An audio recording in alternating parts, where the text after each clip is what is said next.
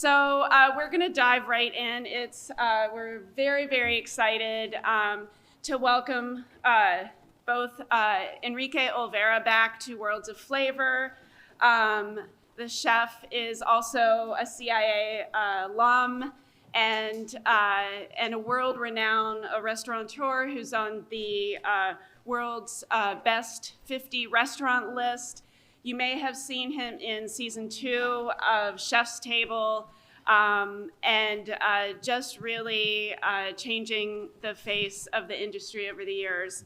And then we have Dr. Ann McBride, who is the Vice President of Programs at the James Beard Foundation, and she is an advocate for women's leadership, policy advocacy, sustainability, education, and industry leadership. Her PhD is in food studies from New York University on the changing role of chefs. So she is both educated in this, but also a real advocate for chefs in the industry. And as I mentioned yesterday, she was a former program director for Worlds of Flavor. So we are indebted to her for sort of leading the way in terms of that. So I'm gonna get out of the way because you didn't come to hear me talk. But Anne and Chef Olvera are gonna have a wonderful, but probably too quick conversation. So take it away. Thank you so much, Jennifer. Enrique, it's such a pleasure to be here with you because over the years, every conversations I've had with you has shaped so much of what I think about not just Mexican cuisine, but fine dining in general. And your approach is really unique. And I'd love to start. Thank you. I appreciate that. Thank you. You make me a better human, so I always like that. I'd love to start by what is your relationship to Mexican cuisine today? Well, I guess after 23 years of having opened Pujol, we feel in a very comfortable place right now. We're familiar with who we are and with our country's cuisine. I think we're also much more patient and easygoing. We don't have this appetite for the new. We have actually an appetite for being more of who we are. And I think that shows in the dishes that we're producing right now and also in the structure of the menu, which I think is what we have changed the most in recent years. I guess like in the early 2000s, we were very focused on specific dishes. And now we're more, in Pujol, we're a lot more focused like an artist of doing like a complete disco, like an LP instead of just a song. And I think the flow of the menu, the whole experience, how you make people feel is more on our minds than what we have to showcase as a chef.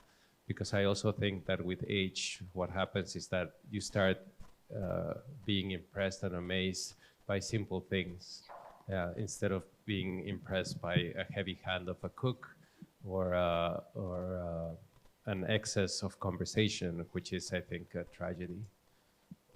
Yeah, knowing to edit yourself is really key. You're making me think, is there a way to get there even when you start, right? Or is this strictly a process of maturity and aging? Yeah, I think it's part of also the contemporary world. No, I think is contention a word? Contención, is it a word? Yeah. Yeah, so contention is true luxury, right? Because we have everything so available that actually like holding yourself, I think is the true definition of luxury, especially in fine dining restaurants. No, you have now so many things available in terms of information, in terms of ingredients, that I think what makes a lot of sense is saying like, this is enough. No, like we don't need to go further. No, like this is to me luxury right now. And it shows a lot of strength because it means that you don't necessarily always display or showcase everything you could do, right? Yeah, I mean, there's I think spaces for that in a menu, but you shouldn't do it often. No, it's like like if you throw a joke in the menu, it's nice, but if you throw a lot of jokes in the menu, then you're a clown, no? You're not a cook, right? So you have to, there's spaces for like a dish that might be like really big. No, like think about it in terms like, for example, in music, no? Like if you're doing an opera, you want those swings in the menu. And I think that is the beauty about Mexican food is if you think about other cuisines, they tend to be very flat, no? Like very, in terms of like the flavor profile. Like imagine, and it is not a criticism, it's just how it is, no? But if you think of a sushi meal, no, it's the flavor profile is always like in the same level. Mexican food has like these huge wavelengths of something that might be like super low and elegant, and then you go like something that is like crazy. And I love those rhythms of Mexican food. So there are those places where you can have those things, but I think in general it's better to to try to hold the menu to somewhere that at the end, which I think is the most beautiful part of a menu. Like if you did it right, at the end of a meal, you feel amazing. If you didn't do it right, at the end of the meal, you feel either overwhelmed or simply not happy enough. So at Pujol, you can control all of this because it's a tasting menu. How do you do that in places like Cosme or Damien, where people make their own ordering? So you may not have as much control over the highs and the lows of their symphony. For Cosme, what we're striving for is high energy. So it's not everything in Cosme. I think is very high energy. You know, like the cocktails, the food. It's very powerful. Like very strong. The minute you open the door, you feel like a wave of like just the people like having a good time. And I think the food is also a reflection of that energy. And in Damian, we've always said it's more like easygoing, relaxed, like more California. So you should feel that in the food as well. And I think I do feel it, where the food is more calm, more relaxed, like not too heavy, and more on the like a relaxed vibe to the restaurant. I want to talk a little bit about authenticity, since that's the theme of the conference. And it's actually a word that I really despise because it requires so much contextualization. It's like authentic to whom, to what, to where, to when. And you've had your own relationship with authenticity, I think is fair to say, both from what people expected of you when you started, might still expect of you when they go now to one of your restaurants. What is your relationship to authenticity? I personally don't think about it that much. Like on my day-to-day, it's not something that's on my mind. It's funny how when we started cooking in Pujol, people say we weren't authentic enough. No, because we were doing more like international techniques with Mexican ingredients. And then like through the years, we started becoming more and more classical in the technique part, not in the ingredient part. And then people started saying that we were also like sometimes like too Mexican now. No, so it's it's like, okay. So I guess authenticity, and what you said, I think is important, is when. To me, that is the key of authenticity. Is like, when is it authentic? Because the location, and yesterday in the start of the conference, they were saying like, oh, if my background does that, if I have like Spanish blood, that allows me to do Spanish Mexican instead of French Mexican, or just Mexican. I guess that is not the conversation. I think authenticity is more about like being honest to your principles than to a specific region. Because if you see, for example, a woman from Chiapas, that makes the most beautiful tamales, and you take her to New York, and she would make tamales the same way, but with different ingredients. So to me, that is the true measure of authenticity. Is like you're still from Chiapas, you're still making tamales, but you have that adaptability that you need, and you're also focused in buying the best, sourcing the best ingredients. So it doesn't matter what the ingredients are if you're still honest to yourself and to where you come from. Yeah, that's what I was thinking in thinking about this conversation. That very often, when people say authentic, they really mean traditional, right? And a certain codification of traditions. And so, to your example of the woman in Chiapas doing this, probably for generations the same way, and all of that. How do you reflect that in a restaurant setting, right? Where you are bringing, or your team might be bringing their CIA education to the process and things like that, and do things that they might feel might be more efficient from a time perspective or ingredient use. How do you teach your team about that? I think also, like, every chef at the restaurant has their own personality. We have 17 restaurants now, so. For example, Chu is here. Chu has a very different background from our other Jesus. We only hire chefs that are named Jesus, by the way. But Jesus from Pujol trained in France, and I guess that always has an impact on the restaurant, and I like that. I like the fact that the chefs at the restaurants have their own personality, and I don't think that we should focus on trying to be authentic at Pujol or at Cosme. I think we should be respectful, of course, of our traditions, but we see this more, and there's this metaphor about corn that I love using, that basically when the plant you receive the seed from the corn from your parents, but then you're responsible for selecting the corn and for adapting that seed to the current situation, to the current landscape, to the current conditions. So I think food is kind of like that, no? You receive these recipes from your parents, they receive it from their grandparents, but you have, I wouldn't say an obligation, but a responsibility.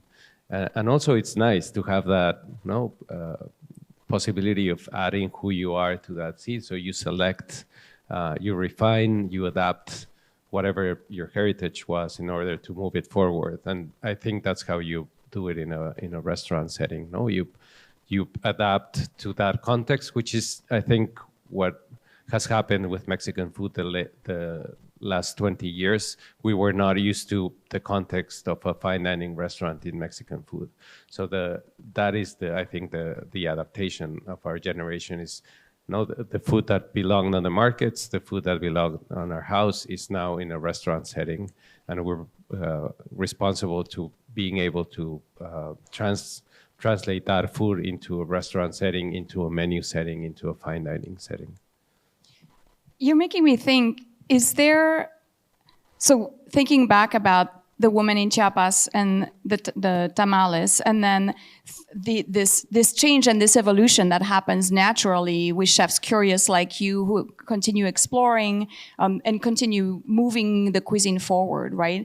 Do we risk an over-individualization of cuisine in a way? Where do we risk losing a traditional canon if every chef starts doing their own interpretation and their own moving forward of a cuisine? I am a little bit more concerned about the standardization than I think if the problem was that it's going to become individual, it's an amazing problem, no? Because in a way, those things will remain. So I think adding your personal touch in a restaurant setting is amazing. I think the problem is now that because we're losing a lot of ingredients and because people are not cooking at home, you're actually losing more recipes than actually having the problem of people adapting those recipes to the context. And I also, for example, with tamales, like you should focus on how we used to think, I'll tell you, and how we think now. So before I remember thinking, like tamal is like a gift, This is how I used to think. So the act of opening a gift should be special. And I remember, like obviously there's tamales in every culture. You go to Japan and there's a kind of a tamal. You go to Peru, everywhere, even Australia. So we said like, okay, like let's like breathe the banana leaf so it feels like you're opening like a gift. Now this is like very, I wouldn't say conceptual, but more stylistic, more like effect driven.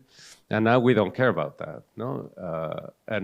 For example, even prior to that, we thought like, oh, you can't put a banana leaf in a tamal because it's not edible. And I got taught at school that you shouldn't put unedible things in a plate, no? And I do remember having to, at some point, also tell customers like the banana leaf, you cannot eat the banana leaf. But now we're not concerned about that. We're concerned about the corn that we're using for the tamal. We're concerned about how we mill it. No, we're concerned that the fat that we're using is healthy not only for you but also for the planet. No, we at some point we said like, oh, we have to do vegetarian tamales, so no lard. But then you change it to a seed oil that is really harmful for the environment. No, so to us that conversation is maybe we should go back to lard. No. Because vegetable oils are monocultures and they're really unhealthy for you. And fine dining should be about, I think, health first and foremost.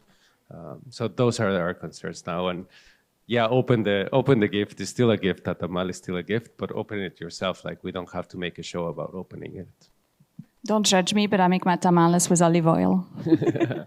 And actually, Enrique's tamales recipes in his cookbook for home cooks is really, really wonderful. The whole cookbook is really great. I love using it. Thank you. I was moderating a conversation with Ana Castro last week. She's a James Beard nominated chef from Lengua Madre in New Orleans, young generation, really dynamic. And she, completely unprompted, said that Enrique Olvera has opened the door for many of us chefs to reclaim our national identity. Did you set out to do that? And what do you think when you hear this? No, I don't think anybody sets out for that. It feels, I guess, it feels like a dream come true. Not for me, but for the country. No, I think that when I arrived in Mexico in 2000 after graduating, my career was also like not normal. I graduated, worked for 6 months in Chicago, and then moved to Mexico. But I do remember when I came back, like this idea that we can make out of Mexico destiny for also contemporary cooking, not only for the markets. And it feels like right now, with everything that is happening in Mexico City and Guadalajara, we're just talking about like also like all these young chefs that feel that there's a possibility to express themselves through Mexican food in a fine dining context is something that that possibility was not there before, and I think there is value to that because I think the beauty about fine dining is that there's a huge expectation, and that huge expectation makes you want to do better. And I understand that sometimes it can be boring and sometimes it can be like too rigid, but it's also beautiful to hold yourself to high standards. No, I think that has value that it's needed in food. No, that necessity of perfection, of detail-oriented people, I think it's something that has a great value. And if you apply that to any cuisine, no, it will help the cuisine move forward too. So I personally think it's a good thing. Well, and you mentioned before, the sustainability of the ingredients you're using and the health of the customers and of the planet. So that's an additional responsibility that chefs have a lot more these days. How do you, in a world of restaurants, period, but fine dining especially, that has so much pressure, the costs are rising, labor, etc. It's so hard to operate any restaurant these days. So how do you not compromise and still are able to have your doors open, which is the truly only way to be sustainable? Yeah, I guess you have to be creative in how you construct the menu. I was speaking to Jesus from Pujol the other day, and I told him like you have to be very smart on how you use like really expensive ingredients, no? Because if you're gonna add caviar to a menu, you need to put it in the right place in the right amount so that it can showcase. Because if you're just like throwing caviar on top or like truffles on top of anything, you're just this is not the way that we can operate now, unless you're charging like $350 for a menu, which I don't think it's also. I don't think most chefs want that. No, it's I don't know anybody that says, "Oh, I would love to have the most expensive restaurant in the world and nobody can come." No, it's crazy. You want your customers to come back, so you want to make it as affordable as possible. So you need to be very smart about where you put the expensive ingredients, and also I don't think that there are really affordable ingredients that are great in terms of taste. So I think you should also be looking out for those instead of just like recurring to a very easy and way of like adding flavor to the dishes. You talked about corn. In general, how do you source your ingredients when thinking about sustainability first and those kind of things? What are some of the things that you do that might be useful for the audience to know from a sourcing strategy?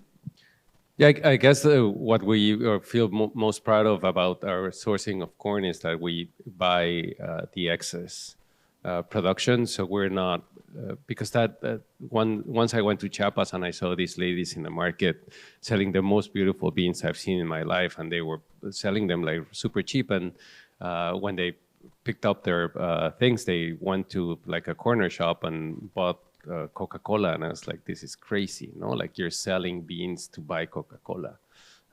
So that stayed in my mind, and something that we have worked a lot is that when we buy corn from the producers, we make sure that they keep their corn, so they're not selling us like their most precious thing and then buying cheap corn for themselves. So I think this is very important. And also keeping the variety. I think that this is a responsibility that we have as chefs, is trying to buy as diverse as we can. So always speaking plural. No, it's not corn, it's corns. It's not apple, it's apples. And making sure that when you find something that you normally don't see, try to use it. Because this is the best way to preserve diversity. I like that. And it's those very subtle things in language to say corns, apples. It's so easy to do, but it makes such a difference if we all start thinking in those terms. What would you say to someone in the audience who's not Mexican and wants to cook Mexican cuisine or put Mexican dishes on their menus? Yeah, come visit. Come visit and stay for a long time. I think if you're interested in like I'm very interested in Japanese culture, I go often.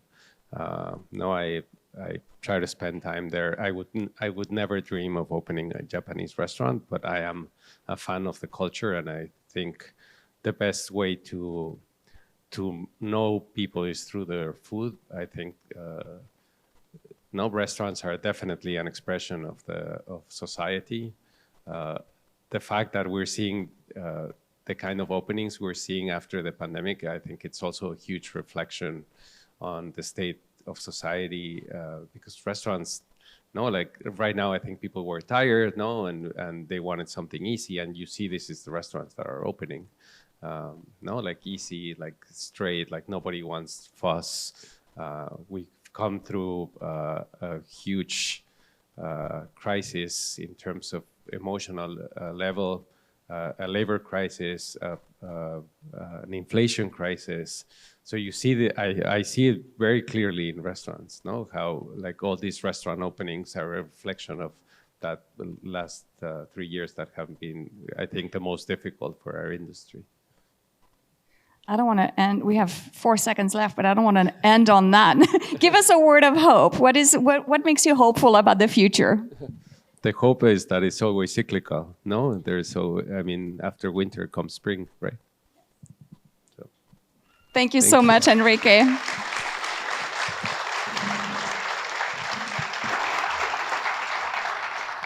So thank you, Anne and Chef Olvera, for an informative and warm conversation that I think so many of our food service industry audience can really be inspired by.